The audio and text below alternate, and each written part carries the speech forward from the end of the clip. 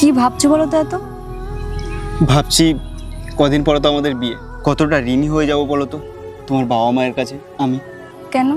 যে মেয়েটাকে ওনারা ভালোবাসা দিয়ে, যত্ন দিয়ে, আদর দিয়ে, ভালো শিক্ষা দীক্ষা দিয়ে বড় করেছেন এতদিন ধরে, সেই ফুলটাকে ওনারা আমার হাতে তুলে দিচ্ছেন।